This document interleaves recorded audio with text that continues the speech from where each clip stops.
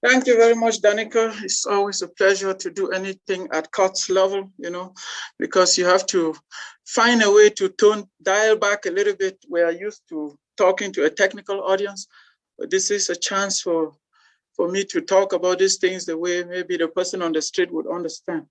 So today I will talk about aiming for a general solution to neglected tropical diseases, the case of Leishmaniasis. So this was supposed to be a presentation delivered by myself and Professor Donji, who would have wowed you with the second part, the Leishmaniasis, but he's not here. So I don't like to personify. What I will do is do the easiest possible part of this resistance, talking about that stuff. That way I don't break my leg and I don't bite my tongue. I, however, do have some experts in the audience. Hunter Cuff is in the Donji group, so I will be deferring to her if I get too many difficult questions on Leishmaniasis. Hunter, be on the alert for that. Okay, so let's keep going. I'll start with a big background about myself. How do I? I'm trying to get rid of the participant screen so that all of my text is visible. How do I do that? Is it impossible? Oh, don't worry about it then. Okay, so briefly, let me tell you about myself. So I was born in Cameroon, attended college back there, got my BS in chemistry in the University of Boya. I will proudly say that this is the best university in the country, and I was lucky enough to come out as joint top student, and that was a proud moment. So when I was doing my studies and I wrapped up, unlike here where everything is so mapped out, unfortunately, I did not know whether I would ever continue school again. For one, I was broke, but even more important was the fact that the master's program is hit or miss. You have no idea when it will be launched that year. The third aid, or they just tell you very late that, oh, we will host the master's program this year. So I constantly went to the department asking them, will there be a master's program to give me a chance to continue my education? I never got an answer. What I did get was a professor who had showed up after I graduated, and he was there on sabbatical from East Tennessee State University, and he was teaching PChem. So in one of my visits, I met the department chair, and he was having a conversation with the department chair. So he immediately, the department chair told him about me and said, I really want to continue, but they don't think there will be a master's program this year. And I hear Professor Thomas Wang immediately say, oh, would you like to study at East Tennessee State University? I looked at him and I said, is that a joke? And he said, no, I will go back this Christmas. I will pay your application fee. And if the committee feels that your package is good, you'll be with us. And I rushed to my parents, told them about it. We were all very excited. And I had to put together my application package and found myself at East Tennessee State University, where they don't have a PhD program. It's a place very similar to Stanford. I got my master's there. And after that, I decided I wanted to go get a PhD. So my first stop was at Emory University in Atlanta, Georgia, where I pretended for 2 years that I wanted to be a physical chemist. It didn't work out because I met a professor who wanted to turn me into a programmer. So I was spending a lot of time writing codes. And I said, this is not what I want. So I decided to move to the University of Arkansas and did my physical organic chemistry there, graduated with my PhD, then went over to UC Berkeley and did a postdoc with Richmond Sapon. Since then, I traveled to Pennsylvania, did a 1-year visiting assistant professor there, teaching OChem. Then applied for the position here at Central, got here, and I've been here since 2015. No problems. So far, everything is so good. So I'll share with you a picture when I defended my master's thesis. This was a good moment as my advisor, Jeff Wadeska, And this is when I got my PhD in eye cancer. And unfortunately, Bob Gawley passed on in 2013. So may his soul rest in peace, but he was a great mentor. I really learned a lot from him. So while I've been at Central, there's been a few good things to talk about. First of which is that the work I will talk to you about today has produced 5 master's theses and 3 honors theses. We've been able to send over 40 students to SOURCE. This year we are sending about 8. So we are very busy. And we've also sent 16 students to national and international meetings, notably the ACS meeting that was in Orlando, Florida. It was a blast. We had a lot of fun there. I think Morgan and Antonio were there with me. And a few personal things. I want to emphasize the first 3 more because I really like talking about students, but students also make you talk about yourself, because there are some awards that they have to nominate you, and when they do, it's a blast. So I've been fortunate enough to be nominated for Student Supervisor of the Year, Faculty Research Mentor of the Year, and honoring our Professor's Excellence Awards. So keep the nominations going, guys. It's good. I like to be praised, but I also like to talk about you guys. So here's a picture of some of the students that I've worked with. It's not exclusive, it cannot be, because they come and go. But this was SOURCE 2017. They took this picture and framed it. And if I was facing the other side of my office, you will see it right here. I really like looking at it every day. And a lot of the work that I talk about would have been done by most of these students here. So with that usually comes some breakthrough moments like graduations. Here is Morgan and Moraba when they graduated. It was very nice to be there. Unfortunately, with the virtual event this time around, Morgan has refused to come for her MS graduation. So we'll leave it at that. There's Antonio when I was holding him in the holding ceremony. And I brought this up because of the special moment. Antonio won Distinguished Thesis of the Year during this holding ceremony, and that was a very proud thing. So yeah, the students are all what I care about. They really, really make me proud. Here I will highlight some of the very great things that they have done. See, a lot of awards here, very, very good awards. The most recent one you will see here is this plaque. So Morgan just won this as the outstanding master's chemistry student. And that's what I put up here. But the ones here that I highlighted in red are ones that I want to point out. You see, I have been here 6 years. And for four of the 6 years, my mentees have won the ACS Division of Organic Chemistry Award. If you ask me, I said this is really a very proud moment, okay? Because these are awards that speak beyond the group and show just how great they are in totality. So I'm very, very happy that they are able to do those things. And I'm in no way saying that it's because of me.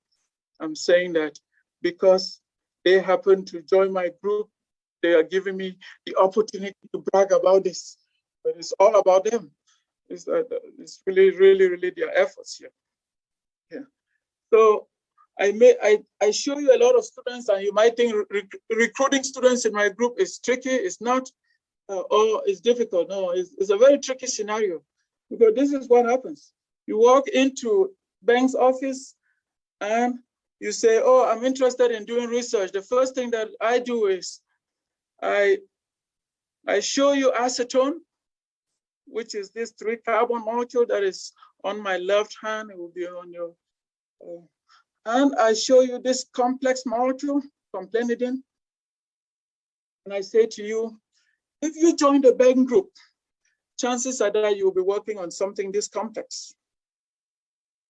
And maybe you were coming in hoping to work on acetone.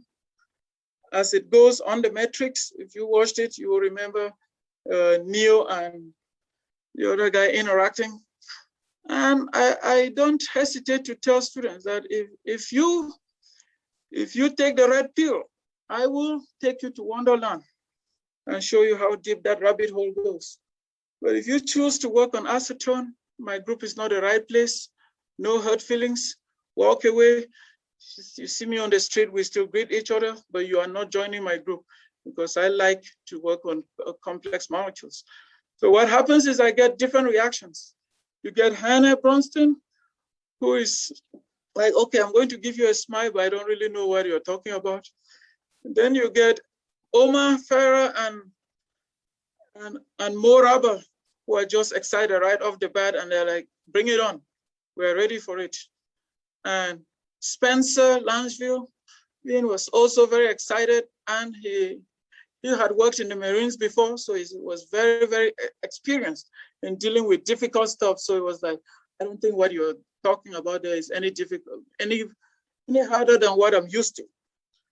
And you do get people like Monique Kim who are like, no. Let me think about that a little bit. I'm too scared to join. Then Monique goes and thinks about it and immediately decides there's no harm in trying. So she came back, joined the group after initially being very intimidated. So when all of that happens, I get a good group to work with, and I can now start to tell you what we talk about when they eventually join. So there are 4 different directions in the group, and they build from each other. The first thing that we try to do is to develop methodology that allows us to construct nitrogen-containing cyclic compounds. And when we do that, we like to do them in a regio, stereo, and chemoselective manner. Those words might be a mouthful for you right now, but in a minute or so, we will try to break it down. And what today is about is goal number 2, where we then perform structure-activity relation studies on neglected tropical diseases. Malaria and Leishmaniasis are the ones that I've chosen to focus on. And this is really self-servicing. I wish Donji was here, he will explain a little bit more. Turns out that both of us grew up in very difficult circumstances where you will be at a home where you had to have a mosquito net and you also had to have mosquito repellents. So when you deal with that so much in a tropical climate where it's super hot and humid, life is not pleasant at all. Then that starts to shape your future and you start to say to yourself, what can I do about this? And that leads you into projects like this. And the third direction that we kind of do 3 in tandem with one is to perform mechanistic and solution structural studies to gain further understanding of what is actually going on. And the home run is to take all of this and apply these methodologies that we've developed in-house in order to synthesize natural and unnatural products. So that is really the home run. But I will tell you right now that this is very ambitious. This goal number 4, this is what you would do if you had PhD students who commit 5 to 6 years of their adult life with you, and you are able to then take things to the next level. So here at Central, the focus has really been 1 through 3, and 4 hasn't really taken off. It doesn't make me unhappy. It just means I need to learn how to cut my code according to my size, right? But these are the kind of projects. If I were to do goal number 4 here, this is where the field will really turn around and say, you are living up to the expectation that you set for yourself. So let's keep going. Why do we care so much about this stuff? So it turns out that nitrogen heterocycles, so cycles that contain a nitrogen, are very prevalent in a lot of pharmaceuticals, materials, fragrances, a lot of things. So here I showcase a few. So here's an antidepressant, Trintelix, which was just recently approved. And here is spartin, one of the most popular ligands that people use to do asymmetric work. That's when you want to precisely make one enantiomer of a compound over the other. So that's called asymmetric synthesis, and spartin is used a lot for that. Then you have this spirocin D, similar kind of things. This one is really good because when I started working on this as a postdoc, and the intention was to use this to treat Alzheimer's disease. So you can see these things have a lot of value. Then the last one here is levofloxacin, which is an antibacterial. So over 30% of FDA-approved pharmaceuticals contain a nitrogen heterocycle. That's a lot. So if that is not motivation to do this stuff, I don't know what is.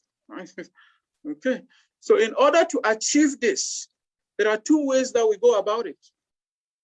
We can decide to say we are target-oriented, which means we have a prime goal in mind. I put an example here, amphotericin B. So you look at this beast, how big it is, and we say, we want to make amphotericin B. So that will be this route is the target. And you have to generate a bunch of complexity type reactions and bring together different fragments in order to, so this will be called the fragments. You bring them together until you get to the target.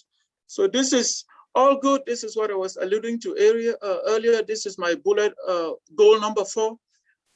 Very difficult to achieve in an environment like this. You can see, just look at this molecule and see right away that it will require a lot of effort. And I have strategically picked this one because, as you will see later, this happens to be the one that is used to treat Leishmaniasis out there. Right? Okay. So we like target-oriented, but we also say to ourselves, maybe it's too ambitious at this point. So the group spends a lot of time doing the diversity-oriented synthesis. So this one is divergent. So what happens is that we do a lot of multi-component reactions where we start with a simple precursor. So then we branch off, we keep branching. That allows us to make a lot of different targets, many derivatives, many analogs. So the good news with this is we don't have to make something this big, right? We can get to even just this point right here and test this stuff and see how good they are in terms of activity or something. If that's very good, you don't have to spend money to go all the way here. Unlike this target-oriented where you already know what amphotericin B does and you absolutely want to make it. So if you don't get there, it's failure. That's really a shame. People who work in total synthesis groups will tell you they spend about 4 years, no publication ever, until they get to the target. And once they do, they can now start to tell the story, how they got there. But until they get there, no one wants to hear it. But in our case here, every time we make this branch here and make any of this, we think we have a story. And we find a way to tell that story because there has to be some chemistry that we discover and develop in order to make these different branches. So it's a forward analysis rather than a retro analysis. At Central and places like Central in general, this is really good because it allows for undergraduates to get their hands wet because you are just starting with a simple molecule and branching up rather than always aiming for something super big. Okay, so in my group, there are 2 building blocks that we kind of branch off from. The first one is this cyclic informamide. Right here, it could be kind of functionalized here with a halogen, but sometimes it's just a hydrogen. So the players here, the people who have really made some noise with this, have been Spencer, Francine Wanjiku, Omar, Andy, who is at UC Davis, and Jonathan. And the other building block, which is where we spend the most time on, is building block B. And this is what we call the Castagnoli-Kuchman adduct. And so many people have worked on this over the years, and many continue to work on. So Emma, Jane, and Jamie just joined last quarter, and they're already having inroads into this, but there have been many other players. So we will talk to you about the things we worry about when we want to do this type of reactions. So there are 3 things, I call them the holy trinity of organic chemistry. In order to successfully do anything that I'm showing you here, we have to worry about chemoselectivity, we have to worry about regioselectivity, and we have to worry about stereoselectivity. So this slide I borrowed from Morgan's thesis defense and modified it a little bit to achieve 3 things at once. So for chemoselectivity, this talks about the preferential action on one functional group over the other. So imagine you had compound 2, One side is the imine, which is the CN double bond. The other side is the alkene, which is the CC double bond. If you selectively do a reaction over the alkene, on the alkene, you will go this way and get this type of product that has a fancy name. And if you do the reaction on the CN double bond, you get a different type of product, which is this one, the Castagnoly-Cushman product. So when we set up our reactions, we worry about whether the reaction would take place on the alkene or the imine. So that's called chemoselectivity. Regioselectivity, on the other hand, is the preferential action on one site of preferential addition of a reagent on one site of the molecule. So let's consider this alkene right here. And we say to ourselves, this carboxylic acid is begging to attack this alkene, and it has to decide where to attack. If it attacks here, that will be a different product where you make a 6-membered ring. 1, 2, 3, 4, 5, 6. But the oxygen could also attack here and instead give us 1, 2, 3, 4, 5, a 5-membered ring. So that's what regioselectivity is about. We have to worry about the site of attack here. Is it going to attack on this carbon or this carbon?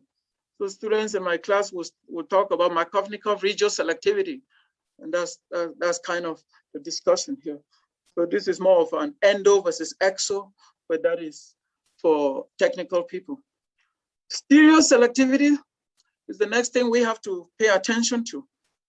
And in stereoselectivity, the discussion is really about the spatial orientation of the molecule. So how will that molecule orient itself in space? So in our example here, let me use compound 3. The carboxylic acid and the alkene are opposite each other. One is in front, one is behind. So that's trans. But this reaction could have proceeded and given us the cis product, where both groups are on the same side. So we always have to worry about that, right? And it is even more important to worry about than I am making it sound. It turns out that in nature, this is a big deal, but I am also showing you two examples here.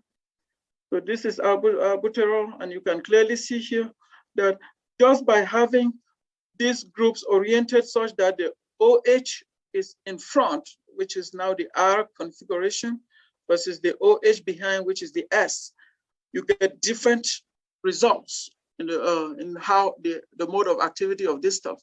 So the first one is good, but the second one, the S enantiomer, instead leads to all of these problems. So airway edema, again, this slide is actually borrowed as well from Morgan's thesis. The most talked about example is thalidomide. If you ever heard about the flipper babies in the 60s, that's this example right here. So at the time, people used to make molecules in racemic form, which means 50% R and 50% S. So they will have this top one and this bottom one 50-50. And that, unknown to them at the time, one enantiomer could instead lead to problems. Right? In this particular example, the S enantiomer was teratogenic. So it wiped out a lot of babies, caused a lot of limb defects. And if you just Google thalidomide babies right now, you will see some pictures that are really, really, really horrific. But that was because of this effect here. So since then, the FDA now requires that if you are going to do the kind of things we do, making molecules in a stereoselective manner, you better make sure that one enantiomer is at least 95% pure. So you cannot give people 50-50 for fear of the fact that the unwanted one could lead to this type of problems. So we are forced to make these reactions and stereoselectively. That's a very big challenge, but one that we gladly take on. So let me walk you through some of the things we've been able to do without having to talk a lot about the chemistry. So I'm reserving the chemistry for the technical audience. They can ask questions later. I'm going to just emphasize the outcomes here. So this first example here is one where I was talking to someone at a conference from Pfizer, Mark Hoffman, and it was like, you have this common intermediate. Can you show me that you can do R relations, which simply means we want to install aryl groups. And in particular, we wanted to selectively install the aryl group at this position alpha to the nitrogen. And I show you 3 different hydrogens here to emphasize what we talked about earlier, regio selectivity. So will the aryl group go here, here, here, or in fact just 2? But we found out that we can tweak the reaction conditions so that we preferentially get the aryl group to go just where we want it. And we did not observe any of this. So these are the kind of games that we like to play. So achieve selectivity. So that work was published. The big motivation for trying to achieve these alpha selective reactions comes in the form of 2 compounds that need no further introduction to you guys. Cialis, you must have heard 1,000 times. As for erectile dysfunction, you can see how it has a nitrogen heterocycle with an alpha aromatic group to it. So people look at that and they immediately say, oh, his methodology is so good, we can easily make Cialis, right? Then the other one that lends itself directly to this chemistry is vesicare, which is used for urinary incontinence. So if you have to go too often and you've never heard about vesicare, please go buy this right away. It's the state of the art for urinary incontinence. And erectile dysfunction, I don't want to talk about too much. That's only for those of us who are 62 years old. Just kidding, guys. Okay. So the next thing that we have looked at is, in addition to installing an aryl group at C2, we've looked at installing an alkynyl group. And the advantage of that is that if we do that, we'll be able to make compounds like angosтерine or gallipine and cusperin. So you're seeing a trend here. We are not target oriented, but we go to the literature and we see what is already out there that our methodology can easily assemble. And that allows us to showcase our methodology. As soon as we develop it, we publish it and we say, oh, by the way, we like this because we can make this. If we don't, someone else will jump on it and make it, and I don't have a problem with that. I just don't have the time to be going down this route. But at least we convince people that the methodology allows you to do things like this. Okay. So we published that work. So I've shown you how to install an aryl group, an alkyne, and any OChem 3 students should be thinking, what about an alkene? Right? So we immediately jumped on that and said, yes, we know how to install alkenes too, selectively. So we did a ruthenium catalyzed alkynylation, and we are able to install an alkene. So the site selectivity here, the regio selectivity depends a lot on the nature of R. So if R is electron withdrawing, we get the linear product. If R is electron donating, we get the branched product. Right? So the electronics of the alkene actually dictate what is happening. And once again, once we assemble this, we look over here and we say nature is very biased. Nature has already done that. See, here's a cyclic amine with an alkene. Here's another one with a bunch of alkenes. And here is one where the alkene has been functionalized. Those of you in OChem 3, be ready to deal with this down the road. So this product comes from a Vaca oxidation of the alkene, as we've talked about in class. To get to that directly, you do a Vaca, so an acid catalyzed hydration followed by PCC gets you to talictroidine. Okay, and we've talked about Diels-Alder chemistry as well. Before I move on, you can see that this is a diene, this portion right here. And so we can use this to do Diels-Alder chemistry and construct molecules such as bronzevigine and mantidine. You can see that ring system that easily comes together from a Diels-Alder reaction. So chemistry like this is well received because it taps itself into space that is very, very, very, very good. Another thing we've been able to do is to combine 2 things that the group does, which is work with anhydride and work with this informamide. And we've been able to bring together this informamide and the anhydride to do these annulations that make this polycyclic architecture. You can just look over here and see one synthetic operation, and we have the core structure resident in levofloxacin, right? So we did that work, and that work has been published as well. So I will move on to some other work with building block A as well. So we took the alkynes that we assembled earlier, and we said to ourselves, can we regioselectively deconstruct this? We want to do a halohydrin type reaction here where we add X2 in water.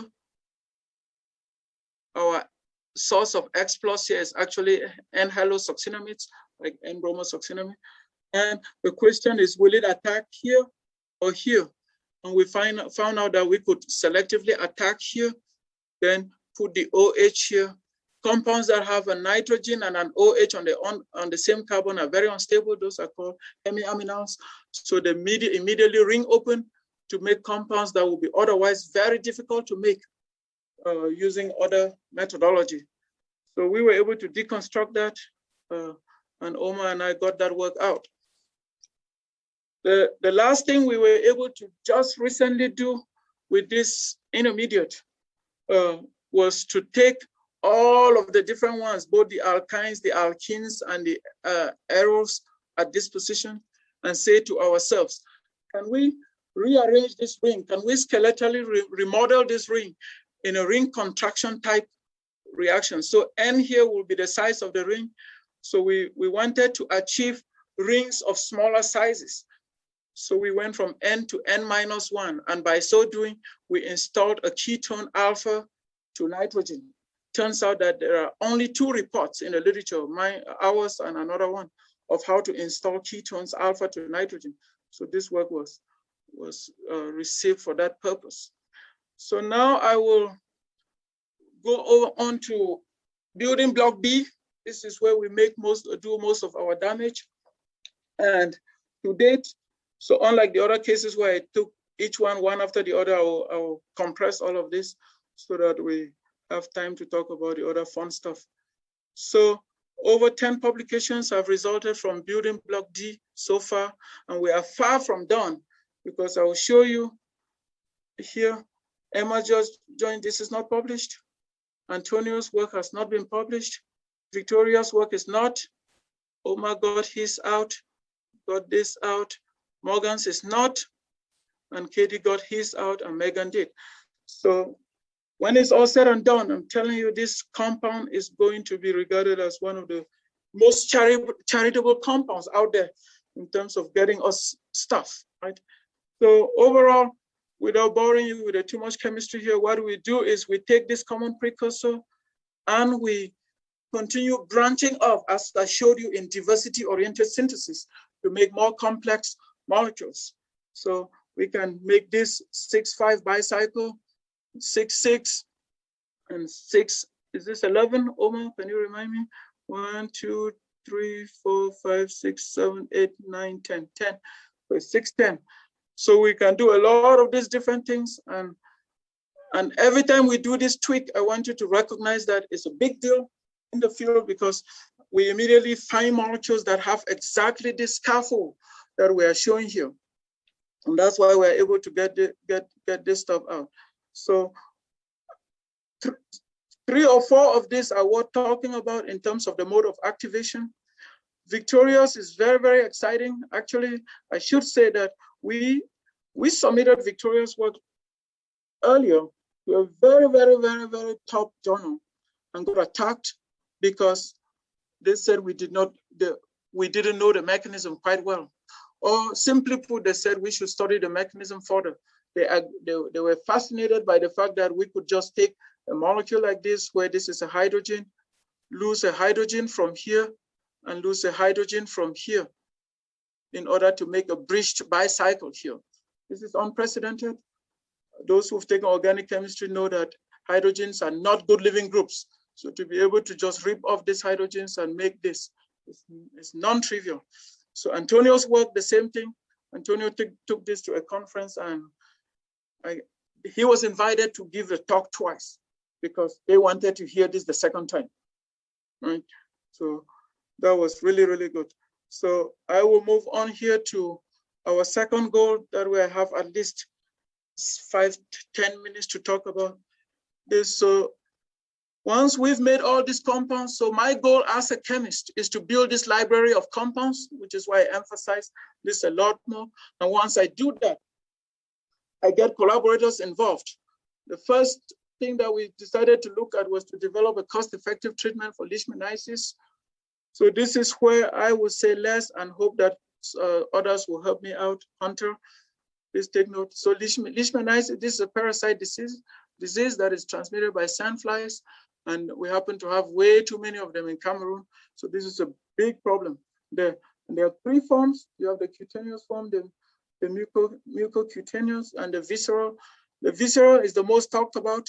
A lot of papers that I've been seeing recently emerging on the cutaneous, right? And it's rather unfortunate that this type of diseases are more prevalent in third world developing countries, right? Let me not call them third world countries, so developing countries, because of poor sanitation. So these things directly relate to how well you take care of your body and your environment. So there's a big deal in Africa, big deal in South America, the Middle East, and this work, like I said, is done in collaboration with Professor Dungy. Dr. Karen Thomas, her work is not showcased today, but what she does is to look into the toxicity of the compounds we make after we've established some activity. So here's the current state of the art. So Leishmaniasis is currently being treated by a few things, but mostly amphotericin B. And I want you to see how complex that molecule is. It's very, very difficult to make. The reported synthesis of this is over 30 steps, right? So the chemistry we discussed earlier, where we can just get to those intermediates in 2 to 3 steps, becomes very friendly if we can find something that will do exactly what this does or even better. Okay, so here's the limitation. It's very cost ineffective and takes a lot of steps to make. And one thing that has been reported in recent years is also that it's starting to develop drug resistance. So the parasite is developing drug resistance. And so in a year or 2 from now, maybe amphotericin B will not be able to do anything at all. So there is a need to come up with new things. So here's how. So what happens is that my group sends over compounds to the Dungy group, Hunter Curve, who is here, Cameron, Smith, and in the past, Taylor and who else? Forgot the other lady, Lindsay Curry, would take these compounds, develop an assay, and test them against Leishmaniasis. And the way they do it is that they establish the negative control, which is DMSO, dimethyl sulfoxide. And the choice of DMSO is because the compounds are dissolved in that solvent. Then they have the positive control, which is the best drug that is used to treat Leishmaniasis, amphotericin B. They put it on there, and then they put our compounds on the well plates and do the assay. Monitor it 24, 48 and 72 hours. Hunter, correct me if I'm wrong later, and see what happens. So in this particular example, what they found was that 3 of our compounds were active, very, very active. So what you want to pay attention to is amphotericin B, which is right here. Anything below amphotericin B is high activity, so that compound kills Leishmania more than amphotericin B itself. And anything higher is of no good. So 3 compounds were biologically active, 3 were not. So this further highlights to you why we do the things we do, because sometimes we just change a hydrogen or metal and people wonder why not. So I'll walk you through this so you can see the changes. These are the active ones. Notice that on nitrogen, we changed the aromatic group. Everything else we kept the same. And we went from a paramethoxyphenol to trifluoromethyl arrow, and then metamethoxyphenol. All of these ones retained activity. Those are these three. That's, maybe you would conclude, I don't want to speak too soon, but maybe you would conclude from here that the nitrogen substituent, the aromatic substituent, is not that critical, but you need it for activity. But perhaps more illuminating are the examples over here that don't work at all. What happened here is that we changed the skeleton on the site, kept that this N-arrow group the same. So simply changing a hydrogen to a nitro group led to complete loss of activity. That will be 65A, which is right here. See, it's even worse than DMSO, the solvent. Then if you replace the hydrogen with a methoxy group, you lose activity. Replace it with a methoxy and an acetoxy group, you lose activity as well. So this is giving us an idea that the chiral pocket, if you allow me to use advanced language, that the active site of these potential drugs that we are trying to develop is probably going to lie on the right side of this molecule, because any minor tweak there is leading to loss of activity. Right? So the next level up is to try to modify things even more on this side to see. At this point, we are already happy. We need to do other tests because all of these three actually do better than amphotericin B. And they only take 3 steps to make rather than 30 something. So that's a big deal already. So even if life were to end right now, we will actually, I'm lying to you, we need to do toxicity tests before it becomes a drug. But we've passed the first test, which is that they are active, right? So the next other thing that I will wow you with to show you how substituents can make a difference is this family of compounds that Victoria and I have been working on, these bridged lactam-lactones. So notice another thing that happened here. So here's the first one where we keep an aromatic group here with a methoxy group, and we get activity better than amphotericin B. I haven't shown the full charts here because you already have the idea. And if we simply change the methoxy group from para to auto, we lose activity. So again, students in OChem 3, be ready for this type of trouble in class.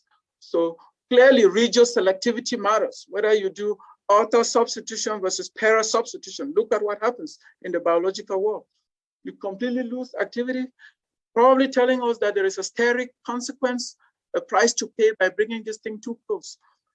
And another fascinating example is that if you come to this 6-member ring and you decide to replace this CH2 here with an oxygen, so you go from a pipidine to a morpholine, you completely lose activity. So the pipidine is active, but the morpholine is not active. And I would say that given the fact that the pipidine is the #1 in the world out there in terms of pharmaceuticals, that did not surprise me too much. Morpholine is somewhere around number 13. So the pipidines happen to always be up there. Let's continue with talking about how minor changes can really change stuff. See, from here to here, all we've done is to reduce the alkene to the alkane. And that simple modification leads to loss of activity. So the alkene is definitely important. If you decide that, oh, I don't want to work with an aromatic group, I want to work with an alkene, and you install an alkene alpha to nitrogen, you get complete loss of activity as well. But if you stay with aromatic groups and say, instead of a benzene ring, I want a naphthalene, you preserve activity. So some fascinating stories here. This work is not published yet, but you can see it's ready for prime time. And this will be very, very well received. So minor changes in structure can lead to profound changes in function. If there is one thing you forget, if you forget everything in this presentation, do not forget. When you change a hydrogen to a methyl group, you've done a lot. When you add hydrogens to molecules, you've changed a lot. So those who've taken biochemistry are not surprised about this. They have heard about enzymes being very specific. They fit into a certain pocket, right? That's what we're discussing here. That's if you just tweak that pocket a little bit, you distort the active side of that enzyme and things don't happen the way you want anymore. So very quickly, I will spend 30 seconds on this one. Cameron has done a dose-dependent study to show that although we were using 100 milligrams, what were the units per mil? 100 micrograms per mil to test. This is quite a lot. If you want to give this to a patient, down the road, people will argue that that is a lot. You need to cut it down. So we've done a dose-dependent studies, and we've been able to show that you can go all the way down to 25 micrograms and still get activity. But if you try 10, all bets are off. So 10 is the yellow, that's bad news. It's just as bad as the SOV and DMSO. So we can go down to 25 milligrams and still get activity. The next thing is to test these compounds out for toxicity, and if they pass the toxicity test, that will be our path to fame, right? So let me leave you with that and have a few fun take-home messages here for you. So always enjoy doing this stuff. If you panic, you make mistakes, you drop your flask, and it's hard to recover when you your compound. So just have fun in there. I've already talked about this. Because we've made so many compounds, we need more collaborators. I was hoping that Lucinda Canel will be here and Gabriel Stryker. So I convinced them that they should join the winning team. I still will. I don't see them here, but I will. Okay. And this one, I'm advising students who are considering joining the Beng group, but they are too scared to fail. We do accept failure. We are okay with that, as long as you learn from your mistakes and become a better chemist, right? Then the last thing here is my favorite. I always drink moonshine if my brain is foggy and I need to clear it up in order to get results. If you are underage, don't drink any moonshine. And if you know me a lot, you will know that I'm actually joking. The last time I ever drank anything was 1996. I don't drink. But moonshine has been known to clear up the brain if you are an organic chemist. So please use it if you do drink. I will acknowledge a few people here. You can read that from the screen. I would like to open the floor up to questions since we only have nine minutes plus change. Questions from the audience?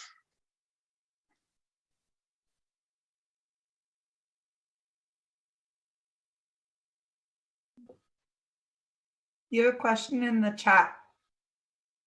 Okay, how do I get there?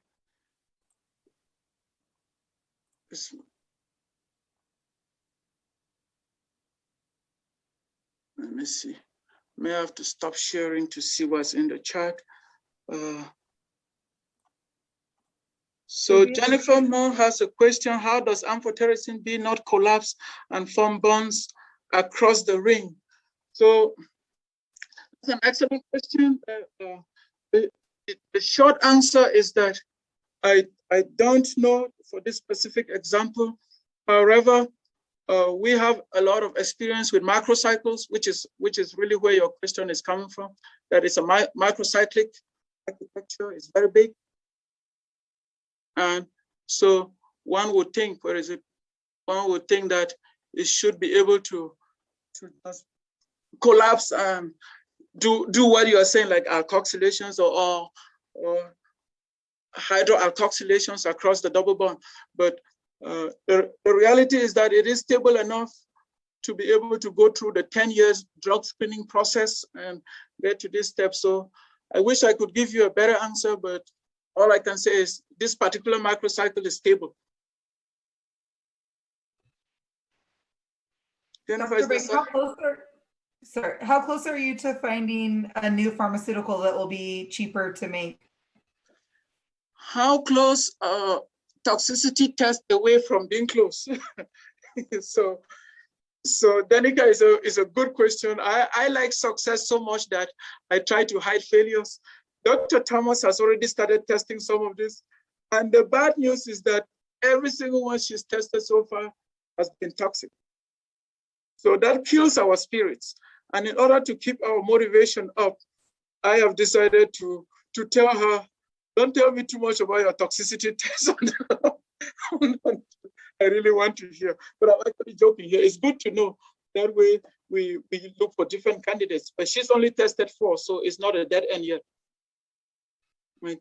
So the short answer to you is that we have to look at toxicity before we move forward. And so Donji and I have already applied, or we've already found a lawyer and asked the lawyer to put a stamp on this discovery. So we're heading down the patent route with this. Great. And what are the symptoms of the of Leishmaniasis? Hunter, can I defer to you? So it's mostly a lot of lesions.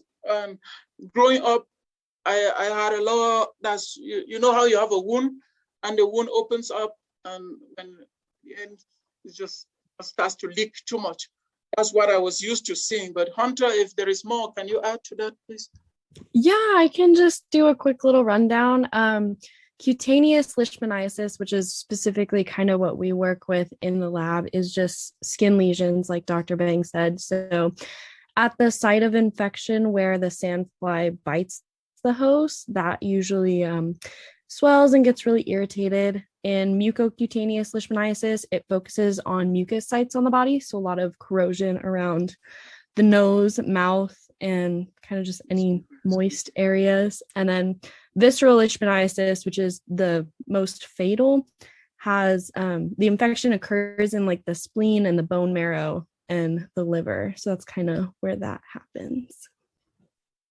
Thank you, Hunter. Okay. Any more questions? I have a question. So when you're creating your library of compounds and even the alternative drugs, you have a base compound, but are you creating from that with an end goal in mind, or are you more focused on the process and just trying to see what's going to happen at the end? Okay, so no, that's not what I wanted. So let me go back and share this with you, Kaden. I understand your question very well. I will answer it in 2 ways. Actually, I could just use this one. I will answer it in 2 ways. The first one is that we are chemists first and foremost, right? And so we're interested in reaction development. So that speaks to the point that you were asking, that are we just trying to invent certain things? That's the first thing. But if we have an idea of trying to look at a particular target in terms of what that target is good for, what motivates us is to look at that target and see the functional groups that are present in that target, and then try to see if we can mimic some of that functionality with limited complexity.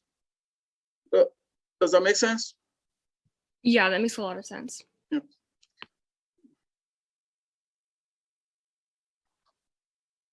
More questions, friends? Going off of what Caden asked, this is Jane, by the way. I was just curious, how many compounds do you think you've synthesized? I don't know. Jane, very good question. If Jorge is around, which I know he would tell you that we shoot for a minimum of 3 compounds a day. Oh, wow. That's a lot of compounds, right? Yeah. Even while I was working on this presentation, I purified 3 compounds before drinking some moonshine. Right? Yeah. Yeah, so yeah, we make a lot of compounds, but I don't want you to leave this presentation and thinking of, oh, are they just about making compounds? We want to populate the toolbox of the chemist by developing different modes of reactivity, that when someone reads this, they're immediately going to say, oh, I have been wanting to do a pentanulation and I could not find good conditions to do it. Maybe I should go read Beng and Katie's paper. Does that make sense? Yeah. So yes, we make a lot of compounds, but that's usually because sometimes reviewers force you to, because if you notice the structure activity relationship slide that I showed you, those minor tweaks can lead to profound effects. So reviewers know that. So when you show them an example of an electron donating group, they immediately say, I also want to see an electron withdrawing group. They say, I want to see an alkyne, I want to see an alkene. So we anticipate that ahead of time, and we close the loopholes before they even open that door on us. That makes sense. Thank you. Mm-hmm. Rachel, you're quiet. I'm not used to a quiet Rachel. I know, I'm sorry. I am quiet. Your thesis is keeping you busy, huh? Very much so, yes. Yeah, it was just good to see some macrocycles again. It's been a while. Okay, perfect. Yeah. Any other questions, friends?